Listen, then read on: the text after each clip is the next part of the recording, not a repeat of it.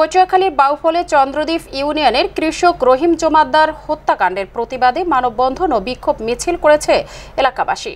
আজ দুপুর 12টায় চন্দ্রদ্বীপ ইউনিয়নের আশম ফিরোজ মাধ্যমিক বিদ্যালয়ের সামনে এই মানববন্ধনের আয়োজন করা হয়। সবুজ সরকারের রিপোর্ট।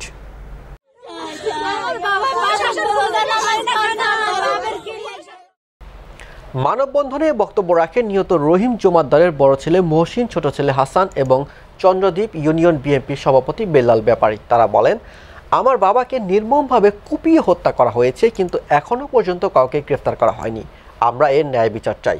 আমরা চাই হত্যাকারীদের দ্রুত গ্রেফতার করে দৃষ্টান্তমূলক শাস্তি দেওয়া হোক, না হলে এলাকাবাসী বৃহত্তর আন্দোলনে নামবে। মাধ্যমে তারা টাকা খেয়েছে, নালে এখনো তারা কেন ধরবে না?